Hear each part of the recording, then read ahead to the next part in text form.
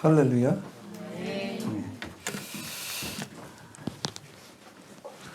불임절 같아요. 네.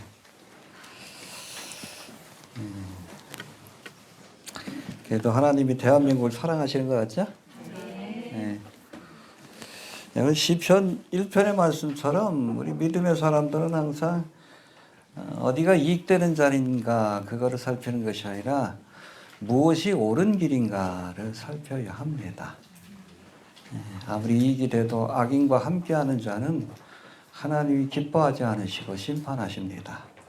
잠시 잠깐 고난과 또 핍박이 있어도 의의 길을 가고 또 의인과 함께하는 사람이 하나님의 복된 자임을 믿을 수 있게 되길 바랍니다. 수고 많으셨어요. 그렇죠? 네.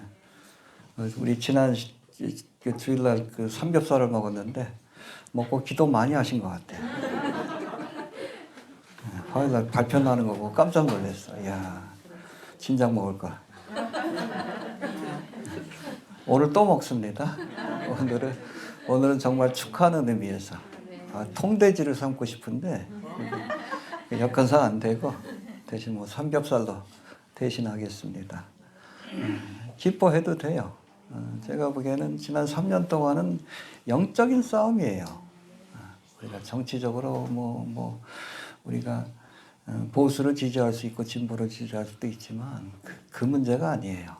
이건 무속정권과의 아합과 이세벨과의 영적인 싸움인데 어찌됐든 우리 믿음의 기도가 이런 좋은 결과로 주어진 줄로 이렇게 믿습니다. 앞으로도 좀 그 3년 동안 많이 망가뜨렸죠. 정치, 경제, 외교, 그중에 특별히 경제 분야가 아주 심각해요. 미국도 보호무역을 지금 좀 실시하고 있고 굉장히 좀 어려운 상황인데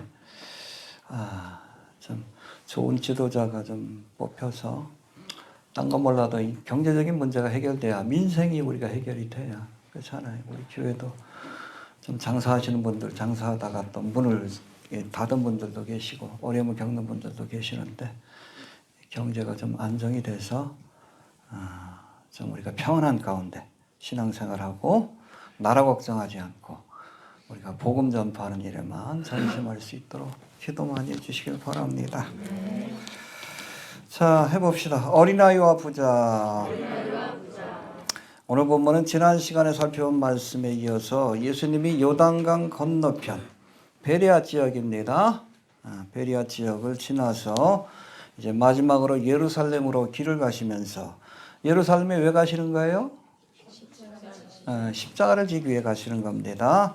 가시면서 주신 말씀과 또 해프닝 사건들에 관한 말씀인데 하나님의 나라를 유업으로 얻을 것이라 하신 어린아이와 할렐루야 스스로 율법을 지킨 선한 사람이라고 생각했지만 결국엔 영생을 얻지 못하고 하나님의 나라를 유업으로 얻지 못하고 쓸쓸히 돌아간 부자 청년 관원에 관한 말씀이 오늘 본문에 기록되어 있습니다. 아무튼 이 두 가지 비교되는 사건을 통해서 내가 어디에 가치관을 두고 또 어떤 믿음을 가져야 되는지에 대해서 좀 돌아볼 수 있게 되길 바랍니다. 이 말씀 살펴보기 전에 먼저 우리 지난 시간에 배운 말씀 복습해 봅니다. 지난 시간에 이혼과 결혼에 관한 말씀입니다. 알겠습니까? 바리새인들이 예수님을 시험하기 위해 넘어뜨리기 위해 뭐에 관해 물어봤어요? 이혼해도 좋으냐? 왜? 왜 하필? 이 베레아 지역은 누가 다스렸어요? 분봉왕 안티파. 이 안티바스가 이혼한 문제로 세리 요한이 지적하다가 감옥에 갇히고 목이 잘렸어. 그러니까 일부러 그렇게 질문한 거예요. 예수님도 혹시 이상한 대답을 하면 누구한테 일러가지고? 헤롯 안티바한테 일러가지고 죽게 하려고 함정을 판 겁니다. 여하튼 이들은 이혼에 관해서 말씀하셨지만 질문했지만 예수님은 뭐에 관해서 대답하십니까? 하나님이 기뻐하시는 원래 결혼의 모습에 대해서 이렇게 소개합니다. 그래서 말씀해 보니까 창조시로부터 저희를 남자와 여자로 만드셨으니 이러므로 사람이 그 부모를 떠나서 그들이 한 몸이 될지니라. 이런즉 둘이 아니요 한 몸이니 그러므로 하나님이 짝지어 주신 것을 사람이 나누지 못할지니라. 이게 원래 결혼의, 하나님이 결혼의 제도를 만드신 목적이라고 설명해 주셨습니다. 알겠습니까? 그래서 이 결혼은 하나님이 만드신 최초의 제도라고 얘기를 합니다. 우리가 교회도 제도라고 얘기를 합니다. 그리고 국가도 하나님이 세우신 겁니다. 하나님 만드시고, 그리고 그것들이 있기 전에 하나님께서 가정이라는 제도, 결혼이라는 제도를 만드셨다. 그리고 이 결혼, 부부가 만나가지고 행복된 가정을 이루는 것은 천국의 모형입니다. 할렐루야. 하나님은 이스라엘 백성들의 신랑이고 이스라엘 백성들은 하나님의 신부. 우리는 그리스도의 신랑이 오시길 기다리는 거예요. 휴거의 사건도 신랑이 신부를 데려가는 사건입니다. 그래서 그때는 여러분 교회 시대 때 예수를 믿은, 그렇죠? 그리스도의 신부만이 휴거됩니다. 할렐루야. 믿습니까? 그래서 천국의 모형이에요. 그리고 부부가 하나가 되어야 한다. 둘이 아니라 하나가 된다. 또 하나라고 말씀하십니다. 자, 그런데도 하나님이 이혼을 허락하셨어요. 이혼을 허락하신 겁니다. 퍼미트. 이건 주님의 본래의 뜻은 아니지만 퍼미트. 왜? 인간의 죄성 때문에 결혼의 관계가 유지될 수 없는 상황이 올 때가 있어요. 상대방이 불륜을 저지른다든지 폭력을 행한다든지 더 큰 악을 막기 위해 하나님이 이혼을 허락하실 때가 있다. 그러나 본래의 뜻은 여러분 둘이 하나가 되는 것이 주님의 뜻이다. 아무튼 이것을 우리가 좀 기억할 수 있게 되길 바랍니다. 그래서 여러분 남녀가 만나서 결혼하는 것이지만 잠언에서는 삼겹줄은 쉽게 끊어지지 않는다. 두 사람만 가지고는 안 돼. 온전한 결혼 생활이 유지되기 위해서 반드시 하나의 줄이 더 있어야 돼. 하나님이 개입하셔야 합니다. 하나님이 도와주셔야 합니다. 우리 신혼부부들도 있는데 늘 기도하셔요. 하나님께서 도와주시지 않으면 여러분 결혼 생활을 지속한다는 것이 그렇게 쉽지가 않아. 우리나라도 이혼율이 50%에 거의 가깝습니다. 결혼하는 것도 힘들지만 결혼한 가정이 유지되는 것도 어려운 시기입니다.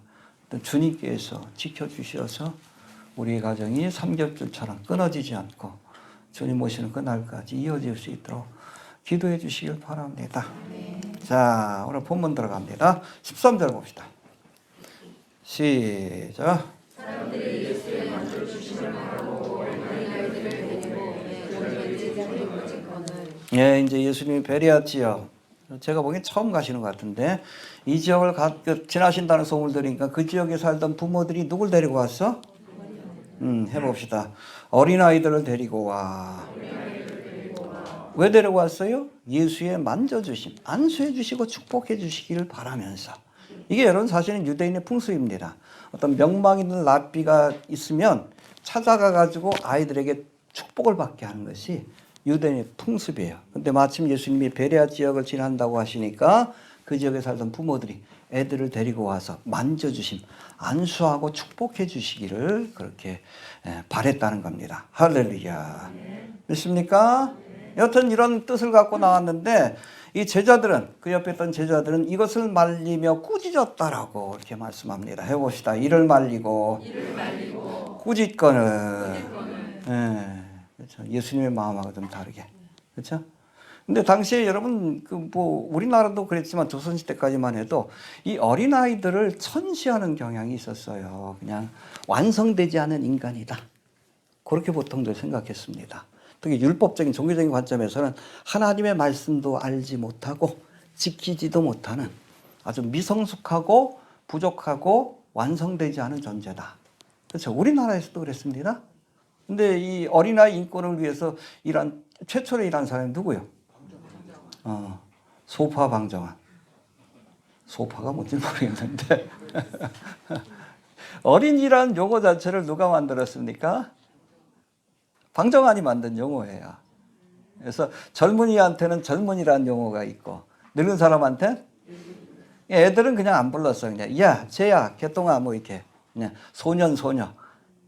아직 제대로 자라지 못한 인격체다. 그렇게 불렀는데, 그거를 늙은이, 젊은이처럼 어린이란 용어를 처음 만들어서 어린아이의 소중함을 알린 사람이 마침 방 씨예요. 방정환입니다. 그러나 여러분 오늘 성경 말씀을 보면 어린아이의 소중함에 대해서 제일 먼저 말씀해 주신 분이 누굽니까? 예수님이십니다. 유대인의 관점에서도 파격적인 그런 말씀을 주셨다. 그렇게 보시면 됩니다. 알겠습니까? 예, 그런데 이 아이들을 귀찮게 여기고 이 제자들이 그렇게 내쫓으려 했다는 겁니다. 자, 14절 봅시다. 14절. 시작.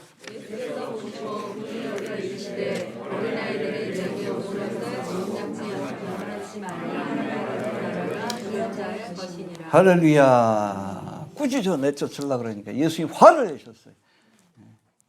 어린아이가 내게 오는 것을 금하지 말라. 그리고 뭐라고 하십니까? 하나님의 나라가 할렐루야. 굉장히 파격적인 말씀을 주신 거예요. 응? 해봅시다. 하나님의 나라가 이런 자의 것이니라. 예, 아까도 말씀드렸지만 그 당시 여러분 유대인들은 어떻게 해야 구원받는다고요? 율법을 배워서 준행해야 구원받는다는 생각을 갖고 있었어요. 심지어 제자들조차도. 율법을 배워서 그것을 준행할 때 비로소 구원을 받는다. 근데 애들은 율법을 알아 몰라? 모르지. 율법이 뭔 줄 알아야 또 지키지. 그런데 예수님이 뭐라고 하십니까? 하나님의 나라가 이와 같은 자의 것이다. 라고 말씀한 굉장히 파격적인 선포예요. 알겠습니까? 예. 오늘 본문에서 반복되는 교훈이지만 여러분, 우리가 구원받는 것은 율법의 행위가 아니라 하나님이 주시는 은혜를 믿음으로. 누구처럼? 어린아이처럼. 할렐루야. 됐습니까? 해봅시다.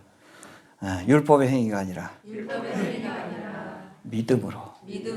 누구처럼 믿어야 돼? 어린아이처럼. 그러니까 어린아이 같지 않으면 하나님의 나라에 들어갈 수 없다. 그 말씀의 의미가 그거예요. 율법의 행위를 의지하는 우리가 구원받을 수 없습니다. 그럼 어린아이처럼 하나님 주신 은혜의 선물, 구원의 선물을 어린아이처럼 받아들이기만 하면 누구든지 구원해 주신다는 것이 복음이요 성경의 약속입니다. 할렐루야. 사람이 어렵게 되는 것은 율법의 행위에서 난 것이 아니요 오직 예수 그리스도를 믿음으로 말미암는 줄로 아는 거로 우리도 그리스도 예수를 믿나니 이는 우리의 율법의 행위가 아니고 그리스도를 믿음으로 의롭다함을 얻으려 함이라. 할렐루야. 그래서 우리가 받아들이면 됩니다. 하나님 주신 은혜의 선물을 어린아이처럼 받아들이기만 하면. 믿습니까? 예. 자, 하나님의 나라가 이런 자의 것이니라. 해봅시다. 하나님의 나라가 이런 자의 것이니라. 이런 자가 누구요? 어린아이와 같은 자들의 것이니라. 여러분, 이 말씀은, 이 선언은 어린아이가 죽으면 어디 가요? 어린아이 죽으면 천국 갑니다. 예수님이 말씀하셨어요. 적어도 죄에 대한 판단을 내리지 못하는 아이가 죽으면. 예수님이 십자가에서 대속의 사역을 테텔레스 때 완성하셨죠. 그 은혜가 거기까지 미치는 겁니다. 알겠습니까? 여러분 어른이 돼야지. 우리가 세례를 베풀 때도 우리 교단에서는 유아 세례를 안 줍니다. 세례라는 것은 자신의 신앙을 고백해야 돼. 예수를 믿겠다는 결단이 있어야 되거든요. 그 우리 교단에서는 유아 세례를 안 주고 뭘 해? 헌화의 시. 이미 어린아이들은 구원받은 사람이에요. 근데 이제 자라가지고 죄에 대해서 판단을 내릴 때는 스스로 선택해야 돼.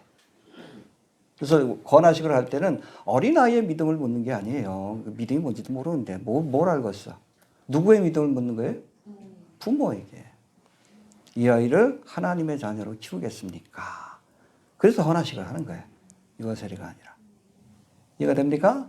다음 주에 우리가 또 세례하시겠지만.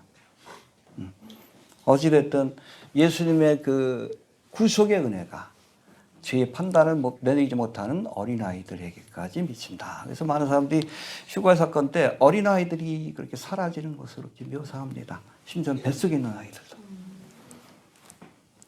믿지 않는 사람들이 할지라도 어린아이다. 알겠습니까? 그러면 여러분 많이 그렇지 않다 그러면 여러분 지옥에는 애들밖에 없겠지. 그거 아셔요? 전 세계에서 태어나는 아이들보다 낙태되는 아이들이 더 많아. 우리나라 뭐 저갈 것도 없고. 응? 그 애들이 다 지옥 간다 그러면 여러분 지옥은 애들밖에 없겠지. 가끔가다 어른 하나씩 있고.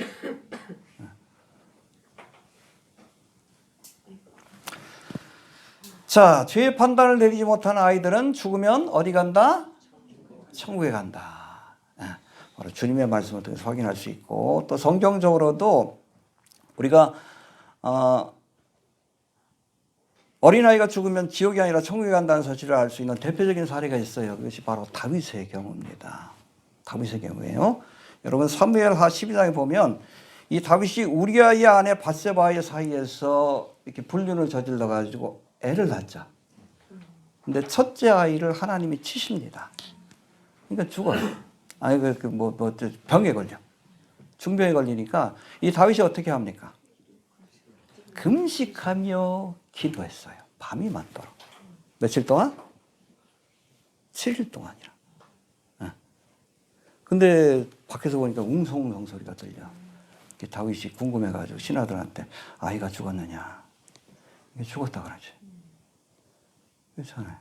죽기 전에 저렇게 금식하는데 아이가 죽었다는 소식을 들으면 얼마나 슬퍼할까. 아니에요. 툭툭 털고 일어나서 밥을 먹고 모래에 기름을 바르고 목욕을 했어. 신하들이 하도 이상하잖아. 응? 아이가 죽었다 그러는데 죽기 전에도 그렇게 난리치더니 죽었다 그러는데 왜 갑자기 그냥 멀쩡한 사람처럼 저러나. 그랬더니 다윗이 뭐라고 합니까? 아이가 살았을 때에 내가 금식하고 운 것은 혹시 여호와께서 나를 불쌍히 여기사 아이를 살려주실는지 누가 알까 생각함이오니와. 알겠죠? 혹시나 내가 이렇게 슬퍼하면서 아이를 위해서 기도하면 하나님이 살려주실 수도 있다는 생각에서 금식하며 기도했다는 거예요. 시방은 죽었으니 이제 죽었으니 어찌 금식하랴. 내가 다시 돌아오게 할 수 있겠느냐. 이미 죽었는데. 나는 저에게로 가려니와. 이게 중요해. 내가 이제 죽으면 저에게 갈 것이다. 이 아이가 어디 간 거예요? 지옥 갔다고는 이런 얘기입니다. 이해가 되시죠? 네. 나는 저에게로 가려니와 저는 내게로 돌아오지 아니하리라. 네. 어린아이가 죽으면 천국 간다는 것을 누가 알았어? 다윗이 알았어. 근데 이거와 또 비교되는 장면이 있어요. 다윗이 사랑했던 아들 가운데 압살롬이 있죠. 근데 압살롬이 결국에는 이 다윗을 배반하고 왕위를 찬탈하고 아버지를 죽이려고 했어. 근데 결국에는 반정을 하다가 전쟁터에서 이 압살롬이 죽습니다. 이 죽었을 때 다윗이 슬피 울었다고 했어요. 신하들이 말릴 정도로 이 압살롬과 죽음을 각오하고 싸웠는데 다윗이 임금께서 그렇게 하시면 신하들이 다 떠납니다. 그렇게 걱정될 만큼 슬퍼했어요. 애통이었습니다. 그렇잖아요. 밧세바 사이에 태어난 아이는 죽자마자 그냥 금식을 풀고 밥을 먹었는데 압살롬이 죽을 때는 안 그랬어. 왜 그래? 안 거예요. 압살롬이 지옥 간 거. 다시는 못 본다는 걸 알고 애통이 한 겁니다. 이해가 되시죠? 다윗이 안 거예요. 이놈은 분명히 지옥 갔거든. 다시는 못 볼 줄로 알고 그 슬픔을 그치지 못한 거예요. 근데 여러분 밧세바 사이에 태어난 아이는 천국 간 거 알아. 뭐 다시 만날 것도 알아. 더 이상 슬퍼할 이유가 없는 겁니다. 이해가 됩니까? 그래서 제가 늘 얘기하지만 우리가 죽음을 맞이할 때도 주 안에서 죽음을 맞이하는 것이 그리스도 안에서 잠자는 자가 복된 자예요. 네, 언젠가 다시 만나잖아. 네, 당장 이별의 슬픔은 있어도. 믿습니까? 근데 아무리 이 세상의 부귀영화를 다 누려도 예수를 믿고 돌아가시면 심각한 거예요. 어디 갔는지 알잖아. 다시는 못 보는 겁니다. 내가 지옥 가지 않나. 어린아이 죽으면 천국 간다. 다윗이 분명히 보여줬고 또 예수님이 선언하신 겁니다. 알겠습니까? 걱정하지 마셔요. 애들 가끔 뭐 주님 오시려 가까운데 우리 애들 어떻게 애들 걱정하지 본인이나 걱정해. 애들 걱정하지 마. 본인들이나 걱정하라. 이해가 됩니까? 자, 그 다음에 세 번째로 해봅시다. 하나님의 나라가 이런 자의 것이다. 예, 다시 말해서 어린아이 같지 않으면 하나님의 나라에 들어갈 수 없다. 그런 말씀입니다. 이거 우리가 마가복음 9장 36절 37절을 강의할 때도 살펴본 건데 하나님을 향한 우리의 마음이 누구처럼? 어린아이처럼 순수하고 절대적이어야 돼. 부모가 말씀하면 아이는 그 말을 절대적으로 믿어요. 김치 속에 들어간 청각이 벌레라 그래도 믿어. 그런 순수한 마음이 있어야 하나님을 향해서. 우리 부모는 속여도 하나님은 안 속입니다. 하나님의 말씀 어린아이처럼 순수하게 믿으면 예수를 믿으면 구원받는다. 아멘. 애들은 여러분 노가 없어. 그런 대우가 없어. 그냥 순수하게 받아들여. 그런 자가 하나님의 나라를 유업을 얻습니다. 믿습니까? 예, 15절 넘어갑시다. 15절. 시작. 내가 진실로 너희에게 이르노니 누구든지 하나님의 나라를 어린아이와 같이 받들지 않는 자는 결코 돌아가지 못하리라 하시고. 뭐 이어지는 말씀이기도 한데 진실로 너희에게 이르노니 누구든지 하나님의 나라를 어린아이와 같이 어떻게? 이게 번역이 잘못됐어요. 이 받든다는 단어가 헬러 덱세타이라고 돼 있는데 이거는 뭐 손 안에 넣다. 하나님의 나라를 환영하다. 영접하다. 영어로는 receive라는 뜻입니다. 하나님의 나라를 어린아이처럼 받아들이지 아니하면. 그렇죠? 여러분 영생은 하나님이 은혜로 주시는 선물입니다. 할렐루야. 너희가 그 은혜를 인하여 믿음으로 말미암아 구원을 얻었나니 이것이 너희에게서 난 것이 아니요 하나님의 선물이라. 하나님이 선물을 주실 때 영생과 구원의 선물을 주실 때 우리가 할 일은 뭐 딴 거 없어. 이거 얼마예요? 물으면 안 돼. 우리가 값으로 살 수 없으니까 예수님이 거저 주시는 거예요. 예수님 피값을 어떻게 값으로 사? 생명인데. 여러분 무가치에서 거저 주시는 것이 아니라 값을 매길 수 없기 때문에 돈을 주고 살 수 없기 때문에 거저 주시는 거예요. 그게 은혜입니다. 값은 누가 치러주셨어? 예수님이 치러주신 거예요. 그걸 어린아이처럼 리시브 받아들이면 그런 사람이 천국 가는 겁니다. 복잡하니까 천국에 못 가. 자꾸 뭘 해야 된다고 생각하니까 천국에 못 가는 거예요. 아니에요. 단순합니다. 주 예수를 믿으라. 너와 내 집이 구원. 간단해요. 주님이 예수님을 통해 주시는 은혜의 선물을 누구처럼? 어린아이처럼 receive. 따지지도 묻지도 말고 감사합니다. 그럼 끝이야. 알겠습니까? 네. 그럴 수 있게 되길 바랍니다. 이 복음이 너무 쉬우니까 사람들이 이거 어려워해. 뭔가 좀 대가를 지불하려고 그래. 지금도 그런 사람도 있어. 교회 안에도 율법주의자도 있어. 아니에요. 뭐 축어도 뭐 자격이 돼야지 뭐 축어된다. 그 무슨 소리야 그게? 거저 주시는 선물인데. 다 여러분 이단이에요 그게. 율법주의입니다. 어린아이처럼 받아들이시길 바랍니다. 간단하죠? 너무 간단하니까 또 어려워해.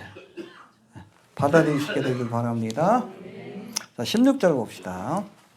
마지막으로 시작. 예, 제자들은 어린아이들이 예수님께 다가오는 모습을 보고 꾸짖어 내쫓으려고 했지만 예수님은 어린아이들이 내게 오는 것을 용납하고 금하지 말라 하시면서 여기 보니까 16절에서 저들을 안고 안수하시며 축복해 주셨습니다. 할렐루야. 우리들도 어린 아이들을 축복해 줘야 합니다. 특별히 어린 자녀들, 우리의 자녀들, 우리 부모 된 자는 열심히 축복해 주셔요. 속색에도 이 빌어먹을 놈아 그러지 말고 그래도 복 받아라 축복해 주시길 바랍니다. 알겠습니까? 뜨끔하셔요? 여러분 기도하는 자녀는 결코 망하지 않는다. 해봅시다. 기도하는 자녀는 결코 망하지 않는다. 기도하되 축복하며 기도하시길 바랍니다. 자녀를. 누가 한 얘기예요? 혹시 아십니까? 저도 이번에 찾아봤는데 암브로시우스라고 로마 시대의 대주교입니다. 310 몇 년인가 죽었는데 윤석열의 세례명이 암브로시우스예요. 이 사람이 4월 4일 날 죽었어. 4월 4일 날 탄핵됐죠? 하나님의 은혜입니다. 암브로시우스. 찾아보다 보니까 그러네.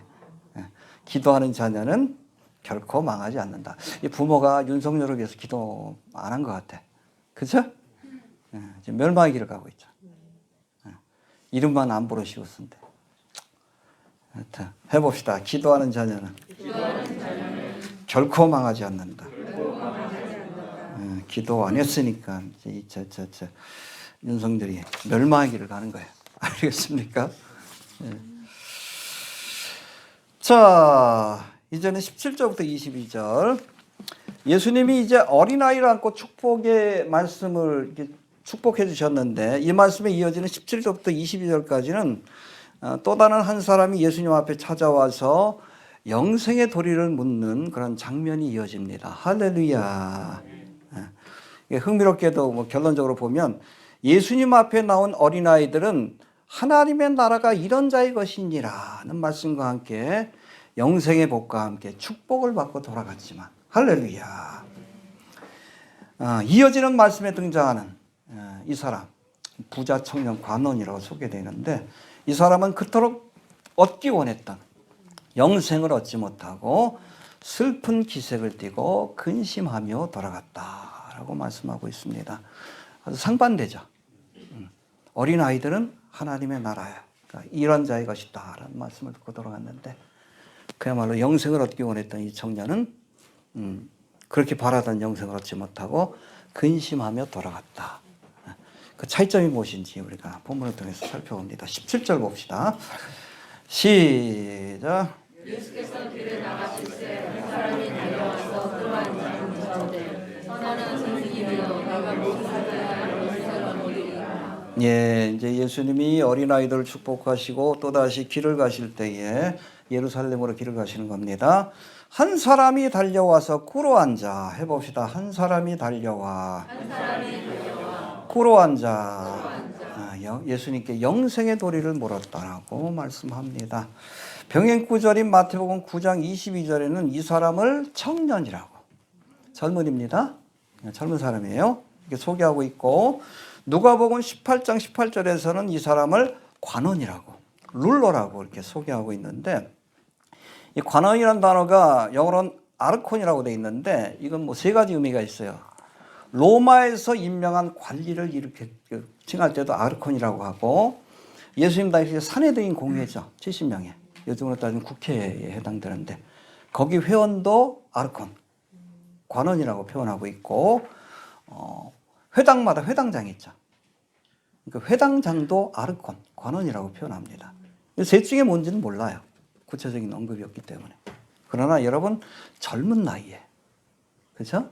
사람들을 다스리는 지도자의 위치에 있었다. 그건 우리가 알 수 있잖아요. 그렇죠? 예. 그런가 하면 오늘 본문 22절에 보니까 이 사람에게 재물이 많았더라. 부자요. 영 앤 리치 앤 룰러. 세 가지가 다 갖췄어. 어? 젊은 데다가 아니 여러분 나이 들어봐. 돈도 다 필요 없어. 영앤 리치에다가 거기다가 권력까지 갖고 있어. 영앤 리치 앤 룰러. 참. 그 모든 것, 사람들이 부러워하는 모든 것들을 갖췄지만 그래도 그 마음에 해결되지 못하는 문제가 있어요. 영생의 문제. 사람이 온천을 얻고도 제 목숨을 잃으면 무엇이 유익하리요? 여러분 세상 사람들이 부러워한 돈과 명예와 권세 이 모든 것들을 다 갖고 있어도 영생에 대한 확신이 없는 사람은 불쌍한 인생입니다. 이해되시죠? 솔로몬이 뭐라 해서 헛되고 모든 것이 헛되도다. 바람과 같은 거예요.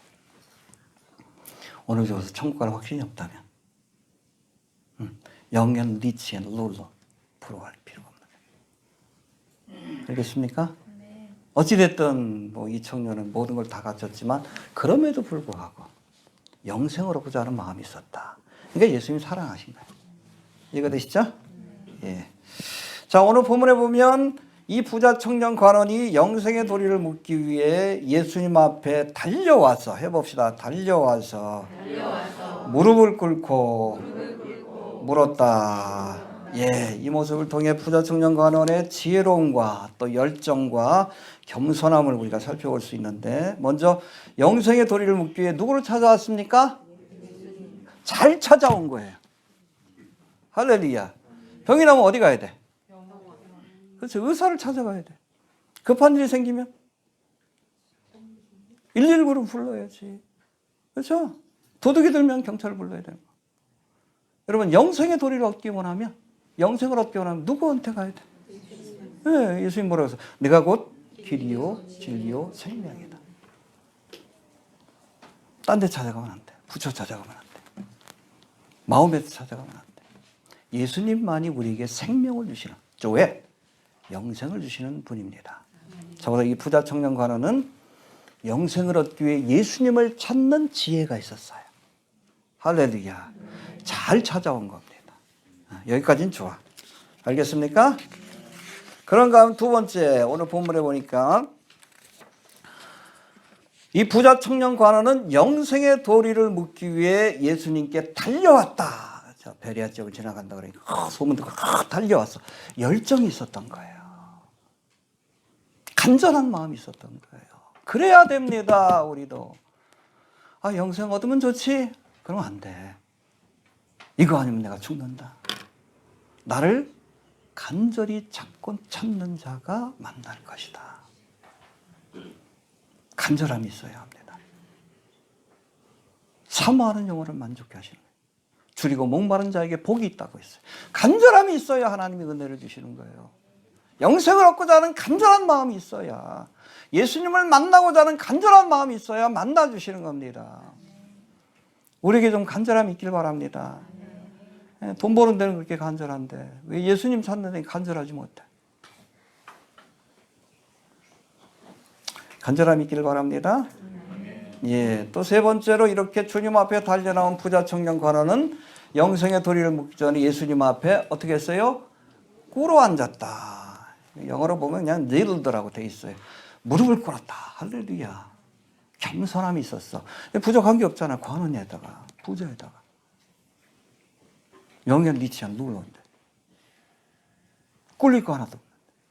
근데 주님 앞에 탁 무릎을 꿇은 거예요.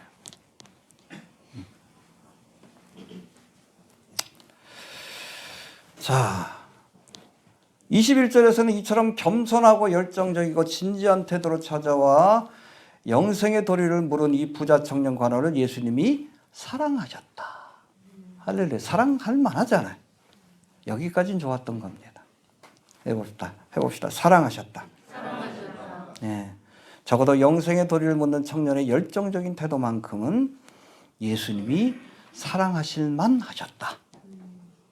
할렐루야. 네. 어찌 보면 여러분 영생의 도리를 묻는 이 구도자죠, 구도자. 하나님의 진리를 깨닫고자. 근데 그렇다고 다 얻는 건 아니야. 전에도 말씀드렸지만 이병철도 뭐 암인가 걸려가지고 죽기 직전에 그렇게 목사님들을 찾았다 그러잖아요. 영생의 도리를 살고 싶어서. 그래서 약속이 잡혔다 어느 목사님이, 좀 유명한 목사님. 그래서 가려고 했더니 코마에 빠진 거예요. 의식이 없어진 거예요. 결국엔 복음을 못 듣고 간 거지. 여러분, 얻고 싶다고 다 얻는 건 아니에요. 이 청년도 그래. 슬피 울며 돌아갔다. 여러분, 하나님의 나라 얻고자 하는 구도자의 마음을 갖게 하신 것 자체가 은혜입니다. 한 걸음 더 나가야 돼. 어떤 대가를 치러서라도 하나님의 나라 얻고자 하는 결단이 있어야 합니다. 이해되시죠? 예. 이어지는 말씀을 통해서 확인해 봅니다. 18절 봅시다. 18절. 시작. 예수께서 이르시되 내가 어찌하여 나를 선하다 일컫느냐 하나님 한 분이 외에 선한 자가 없느니라. 예, 이 청년의 한 말 하나하나를 주님께서 논박하시면서 바로 잡아주십니다. 먼저 17절에 보니까 부자 청년 관원이 예수님을 향해서 선한 선생님 해봅시다. 선한 선생님. 이렇게 부르니까 예수님이 뭐라고 합니까? 하나님 한 분 외에는 선한 이가 없느니라. 선에 대한 네가 잘못된 개념을 갖고 있다라고 먼저 바로 잡아주시는 거예요. 알겠습니까? 여러분, 부자 청년 관원이 예수님께 선한 선생님이라고 부른 것은 정말 그가 예수님을 하나님으로, 선하신 성자 하나님으로 그렇게 알았기 때문에 고백한 게 아니에요. 립 서비스입니다. 그렇죠? 우리 어디 처음 보는 사람은 아유 선생님 그러잖아. 그런 거예요. 선한 선생님.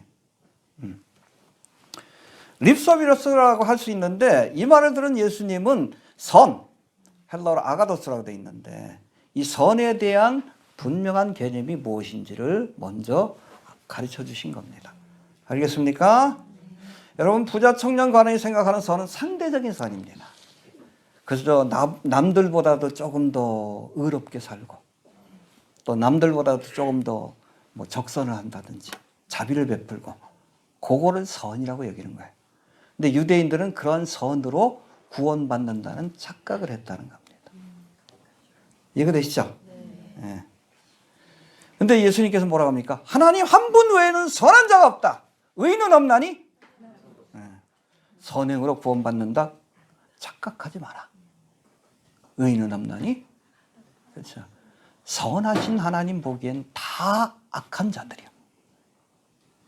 행위로 구원 못 받는 거예요. 이거 되시죠? 하나님 한 분 외에는 선한 자가 없다.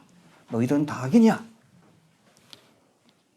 선행으로 구원받으려는 착각하지 마라. 그 말씀을 주신 거예요. 이해가 되시죠?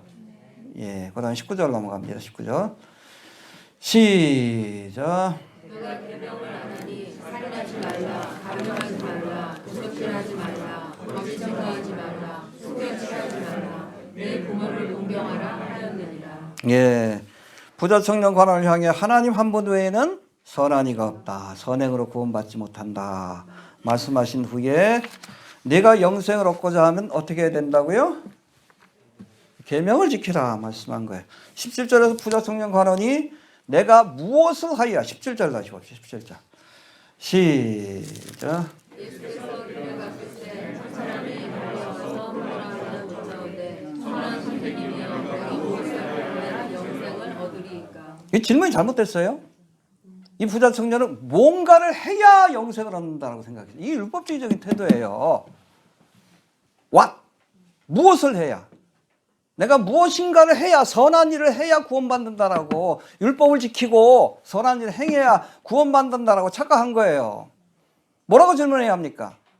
내가 어떻게 해야? how라고 해야 돼. 그러면 예수님이 주 예수를 믿으라고 그랬겠지. 질문이 잘못된 거예요. 잘못된 질문을 하니까 거기에 맞춰서 대답을 주신 거예요. 그래? 무엇을 함으로 구원받길 원해? 계명 지켜봐.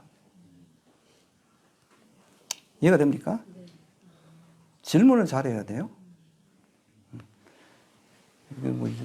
우리 집사님 한 번도 AI하고 대화를 하는데 질문을 잘해야 좋은 대답이 나온다고 합니다.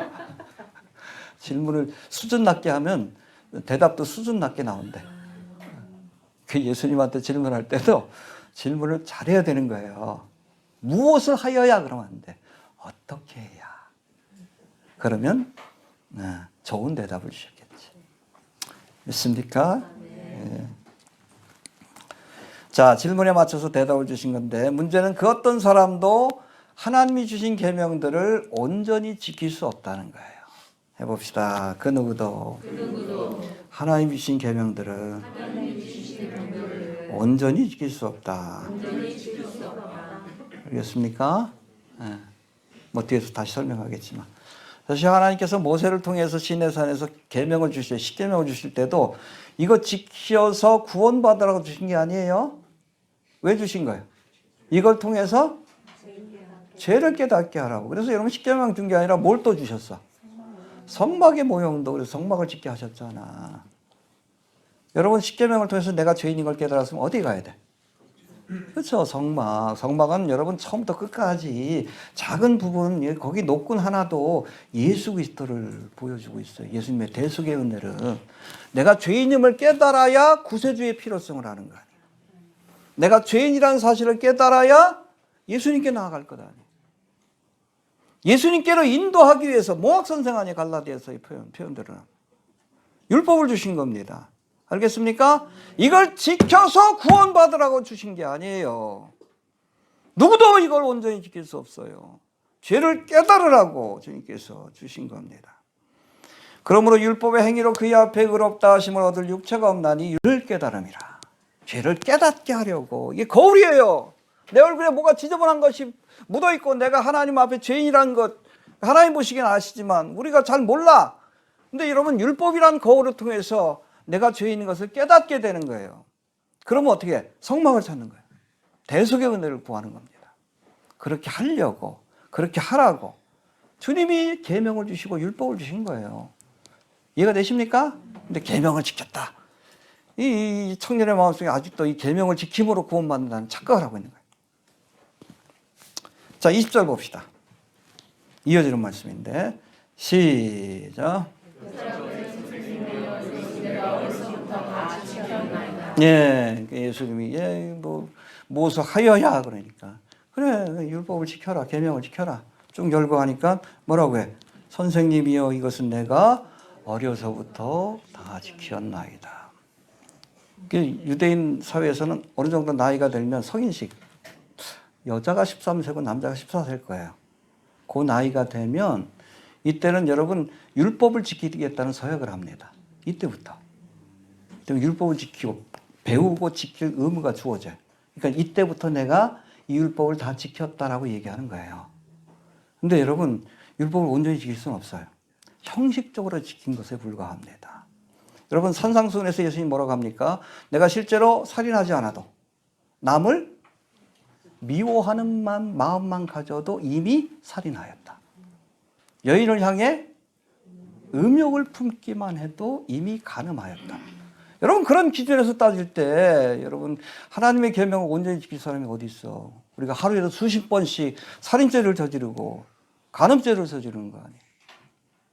또 여러분 십계명의 맨 마지막 계명이 뭐예요? 탐내지 말라. 그렇잖아요. 우리가 살인하지 말라. 뭐 형식적으로라도 지킬 수 있어 이거. 근데 탐내지 말라. 어떻게 탐을 안 내? 예? 보면 물건 보면 그 쇼핑센터 아우 저 옷 이쁘네. 죄 지은 거예요. 탐심도 죄라 그러는데 죄인 아닌 사람이 어디 있어? 그 죄로 죄되게 하시기 위해서 율법을 주신 거예요. 알겠습니까? 예. 온전히 지켰다라고 착각했다는 겁니다. 알겠습니까? 예. 자, 봅시다. 21절 넘어갑시다. 21절. 시작. 예수께서 그를 보시고 사랑하사 가라사대 너에게 오히려 끝까지 부족한 것이 자성이 것을 했으라 가난한 자들을 주라 너희는 하늘에서 무한한 내게 있으리라 그리고 와서 나를 찾으라 하시니. 예, 앞에서 살펴본 것처럼 부자 청년 간원이 비록 하나님이 계명을 주신 목적도 이해하지 못했고, 그렇죠? 왜 계명을 줬어요? 그 지킴으로 구원받으라는 것이 아니라 죄인인 걸 깨닫게 하시러 주신 겁니다. 또 선행을 통해서 구원받는다는 잘못된 생각을 가지고 있었지만 그건 뭐 이 청년뿐 아니라 유대 사회 전체가 그랬어. 심지어 예수님의 제자들도 그랬던 거예요. 예. 그래도 영생을 얻고자 예수님 앞에 달려와 무릎을 꿇고 질문하는 청년의 모습을 보시자 예수님이 그를 사랑하셨다. 할렐루야. 이게 은혜예요. 해봅시다. 그럼에도 사랑하셨다. 이게 헬라어로는 에카페센이라고 되어 있습니다. 해봅시다. 에가페센. 이건 여러분 우리가 잘 아는 아가페의 사랑으로 사랑하셨다. 필로스나 에로스의 사랑이 아니라 하나님의 사랑은 일방적인 사랑입니다. 뭐뭐 때문에 사랑하는 게 아니에요. 저 여자가 이쁘니까 사랑하는 거 에로스입니다. 친구니까 사랑하는 거 필로스입니다. 그럼에도 불구하고 사랑하는 것이 아가페의 사랑이에요. 에가페센이 그런 뜻을 갖고 있어요. 근데 우리가 잘 알고 있는 여러분 그 요한복음 3장 16절에도 이 에가페센이라는 단어가 사용되고 있어요. 하나님이 세상을 사랑하사 독생자를 주셨으니 이는 저를 믿는 자마다 멸망치 않고 영생을 얻게 하려 하심이라. 여기서 하나님이 세상을 이처럼 에가페센 똑같아. 오늘 본문하고 에가페센 하셨다는 거예요. 믿습니까? 예수님이 이 부자 청년 관원을 에가페센 사랑하사 그가 하나님이 보내신 독생자 예수 그리스도를 믿고 영생을 얻길 바라셨다는 겁니다. 할렐루야. 이해가 되시죠? 같은 거예요. 요한복음 3장 16절을 통해서 우리가 보면 알아. 이 청년이 예수를 믿고 하나님 보내신 유일한 독생자의 구세주인 예수를 믿고 영생을 얻기를 원하셨다. 할렐루야. 이 부자 청년만 사랑하는 게 아니고 우리 모두를 사랑하십니다. 그래서 우리 모두가 예수를 믿고 구원받기를 원하시는 거예요. 그래서 우리가 열심히 복음을 전해야 하는 겁니다. 이해가 되시죠? 예. 자, 부자 청년 관원을 사랑하신 예수님이 주신 말씀은 내게 오히려 한 가지 부족한 것이 있다. 해봅시다. 내게 오히려 한 가지 부족한 것이 있으니. 그리고 뭐라고 합니까? 21절. 다시 한번 봅시다. 21절. 시작. 예수께서 그를 보시고 내가 오히려 한 가지 부족한 것이 있으니 가서 내 있는 것을 다 팔아 가난한 자들을 주라. 그리하면 하늘에서 보화가 내게 있으리라. 그리고 와서 나를 쫓아라 하시니. 예. 여기서 예수님은 부자 청년 관원이 예수님의 제자가 되어서 영생을 얻는데 한 가지 부족한 것이 있다라고 말씀하는데 우리가 이어지는 말씀을 보면 가서 내 있는 것을 다 팔아 가난한 자들에게 주라. 이 말씀하신 것을 보면 한 가지 부족한 게 뭐예요? 재물에 대한 욕심을 버리지 못한 겁니다. 이 청년의 마음속에 재물이 우상으로 자리 잡고 있는 거예요. 그러니까 여러분 이건 부자 청년 관원에게만 주신 진단입니다. 알겠습니까? 아브라함에게 이런 얘기 안 했어요. 다윗에게 이런 얘기 안 했습니다. 근데 이 청년의 마음속에는 뭐가? 재물이, 우리가 이걸 맘모니즘이라고 해요. 맘몬이라는 우상을 섬기고 있는 거예요. 이걸 버리고 주님을 따르지 않으면, 그렇잖아요. 뭐 재물과 하나님 교만 섬길 수 없으니까. 온전한 그리스도의 제자가 될 수도 영생을 얻을 수도 없기 때문에 다 팔아서 가난한 사람에게 주고 나를 쫓으라 하신 겁니다. 할렐루야. 우리 모두에게 다 그걸 요구하는 게 아니에요? 이 청년의 마음속에 뭐가? 재물이 우상으로 자리 잡고 있기 때문에 그래요. 이 청년이 그 앞에서 뭐라고 했어? 내가 이 계명들을 다 지켰나이다. 아니요. 우리가 십계명에서 살펴볼 때 이 청년은 보세요. 나 외에 다른 신이 없다. 우상을 섬겼잖아. 맘몬. 우상 섬기지 말라. 1계명과 2계명을 어긴 거예요. 뭘 다 지켜? 가장 중요한 계명이 1계명, 2계명인데 영적인 간음을 행한, 하나님보다 재물을 더 사랑한, 그게 이 청년에게 있어서 결정적인 한 가지 부족한 겁니다. 예수님이 야, 네 마음속에 재물이 우상으로 자리 잡고 있다.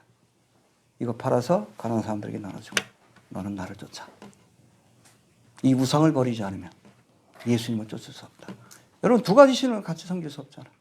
내가 하나님을 믿고 사랑하고 의지하든지 아니면 돈을 믿고 사랑하고 의지하든지 이 우상을 버려야, 이 맘몬이라는 우상을 버려야 예수님을 믿고 따르는 제자가 될 수 있기에 이걸 버리고 쫓아가신 거예요. 이해가 되시죠? 네, 우리 모두에게 다 요구하는 게 아니에요. 이 청년에게는 이 맘몬이 그 마음속에 우상으로 자리 잡고 있기 때문에 그런 말씀을 주신 겁니다. 알겠습니까? 예, 우리 21절 다시 한번 봅시다. 세 번째로 시작.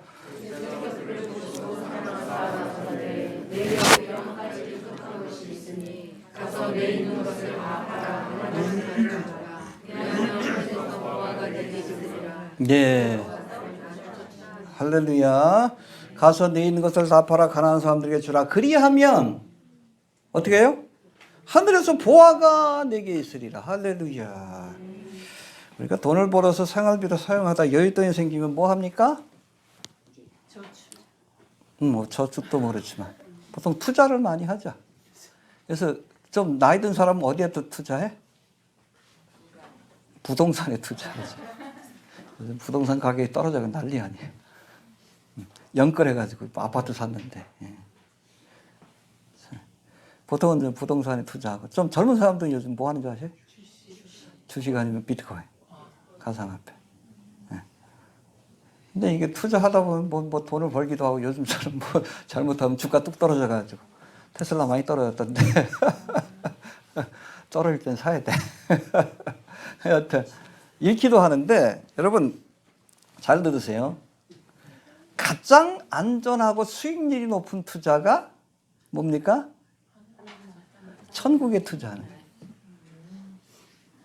알겠습니까? 그래서 우리가 조금만 해도 하늘에 보화가 쌓인다 그러죠. 해봅시다. 가장 안전하고 수익률이 높은 투자가 천국에 투자하는 거다. 천국에 투자하는 거 어떻게 해요? 하나님이 기뻐하시는 일을 하면 됩니다. 주신 물질을 가지고 주님이 기뻐하는 구제를 행하고 전도를 하고 또 이걸로 선교를 하고 그럼 이거 어디 그냥 가는 게 아니에요?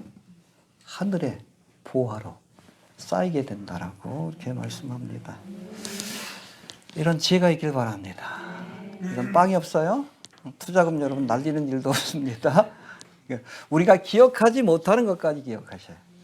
우리 처음 내가 이거 했어요? 그럴 거야 아마. 그것까지도 다 기억하시고 하나님이 갚아주실 겁니다. 내가 언제 했어요? 다 잊어버렸는데 소자에게 물 한 잔 준 것까지도 기억하시고 다 갚아주실 겁니다. 할렐루야.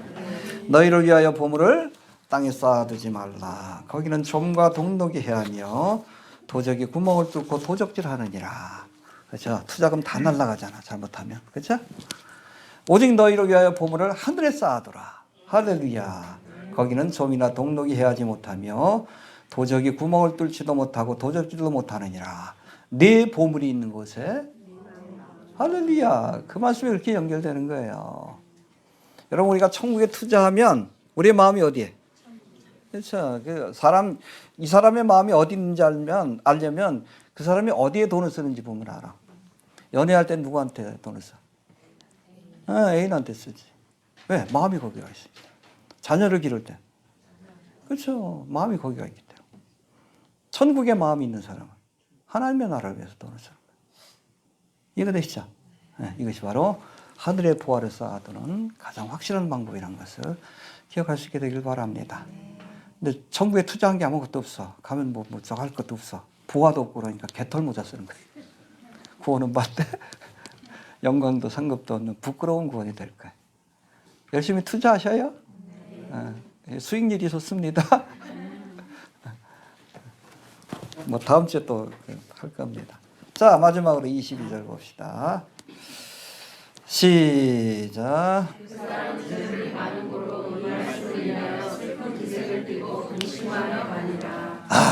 그 재물 때문에. 자. 결말이 너무 안 좋잖아요. 시작도 없고 과정도 좋았는데. 예? 잠시 있다 사라질 이 재물 때문에. 세상의 보화 때문에. 그러면 요한계시록 21장에 보니까 우리가 궁극적인 하나님의 나라를 신천신지 새 예루살렘 성이라고 하는데 새 예루살렘 성에는 여러분 바닥이 뭐로? 그것도 그냥 금이 아니에요. 유리 같은 정금. 이거 다이아몬드라고 하기도 해요. 천국에 가면 여러분 보세요. 길바닥에 채이는 게 금이야. 길바닥에 나뒹구는 게 금이야. 근데 그 재물을 지키겠다고 그러잖아요. 천국 가면 여러분 길바닥에 쌓인 게 금덩어리인데. 그걸 지키겠다고 영생을 포기하고 돌아가니 얼마나 미련해. 얼마나 미련해. 잠깐 있다 사라질 것 같아. 그러지 않길 바랍니다. 현대인의 우상이 재물이라서 그래. 돈이라서 그래. 목사들도 돈 때문에 돌아가지고 윤석열 탄핵 반대하는 애들도 궁극적으로 보니까 돈이야, 돈. 돈. 신앙도 팔고. 그 정가훈이 광화문 집회할 때, 할 때마다 그랬잖아. 헌금하는 시간이 제일 좋아요. 그래서. 돈 버는 시간이. 미친놈이지.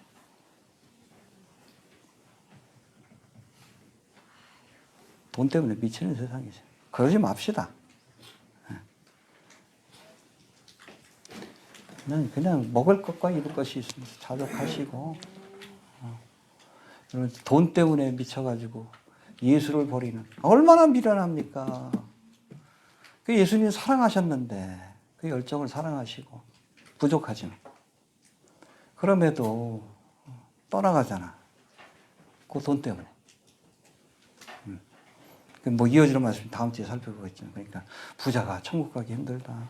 약대가 바늘귀로 들어가서 힘들다. 그 말씀을 하신 거예요. 이 만모니즘을 떨쳐버리기가 힘든 겁니다. 그러나 우리가 결단할 수 있어야 돼. 여러분 그거 아셔요? 하나님이 물질적인 축복을 누구한테 주는 줄 아십니까? 응? 가장 돈 욕심이 없는 사람한테 줘요. 권력에 대한 욕심이 없는 사람에게 권력을 주십니다. 요셉처럼. 욕심이 없어요. 그걸 바르게 써. 우리나라 정치인들 보면 그냥 권력에 대한 욕심이 너무 강해. 수단 방법을 가리지 않잖아. 그 나라가 이렇게 어지러워지지. 권력에 대한 욕심이 없는 사람이 정치인이 돼야 돼. 돈에 대한 욕심이 없는 사람이 돈이 주어져야 그 돈을 바르게 써요. 하나님도 그래. 여러분 그거 아셔요. 누군가에게 물질적인 축복을 주실 때는 먼저 조금 하나님 물질의 복을 주십니다. 왜 주시는 줄 알아요? 시험이에요. 시험. 테스트예요. 근데 요거 가지고 탁 움켜쥐고 욕심만 채우고 그러면 안 줘요. 돈 더 줬다가는 애가 망가지게 생겼는데 어떻게. 근데 조그만 물질을 줬는데 하나님 기뻐하시는 일이래. 그 테스트예요. 더 큰 걸 주시죠. 작은 일에 충성하였으므로. 그렇죠. 돈 욕심이 없는 사람에게 물질의 복을 주시는 거예요. 알겠습니까? 이거 컨트롤 못하면 차라리 아굴처럼 나를 부하게도 마옵시고 가난하게도 마옵소서. 돈 많아가면 교만해질까 두렵습니다. 너무 가난해서 하나님 영광 가리울까 두렵습니다. 그냥 그저 내 믿음의 수준에 맞게 주옵소서. 이렇게 기도해야 돼. 뭐 다음 주 또 적으니까. 아무튼 여러분 재물 때문에 우리가 영생을 포기하는, 그렇죠? 천국 가면 길바닥에 그냥 깔린 게 금덩어리인데 그것 때문에 포기하는 어리석은 자가 되지 않기를 바랍니다. 정리합니다. 내가 진실로 너에게 이르노니 누구든지 하나님의 나라를 어린아이와 같이 받들지 않는 자는 결단코 들어가지 못하리라. 율법을 지킬 지식도 없고 능력도 없지만 어린아이와 같이 하나님 주시는 천국의 선물, 은혜의 선물을 순수하게 받아들이는 사람들이 영생을 얻을 것이다. 할렐루야. 너무 쉽죠? 너무 쉬워서 어려워해. 자꾸 뭔가 하려고 해. 그러지 마세요. 어린아이처럼. 감사합니다. 끝이요. 그럼 되는 거예요. 이거 되시죠? 반대로 부자 청년 가난과 같이 계명을 지킴으로 내가 무엇을 함으로 구원 얻을 수 있다는 교만한 생각을 가진 사람은 결코 하나님의 나라를 유업으로 얻을 수 없다는 것을 잊지 않길 바랍니다. 내 생각을 버려야 돼. 내 공로를 버려야 합니다. 하나님의 은혜만을 의지하는 어린아이 같은 마음을 가져야 합니다. 어린아이들처럼 심령이 가난한 그런 사람이 천국을 얻는 복된 자임을 믿으시길 바랍니다. 주신 말씀 붙들고 기도합니다. 하나님 은혜를 감사합니다. 내가 진실로 너에게 이르노니 누구든지 하나님의 나라를 어린아이와 같이 받들지 않는 자는 결단코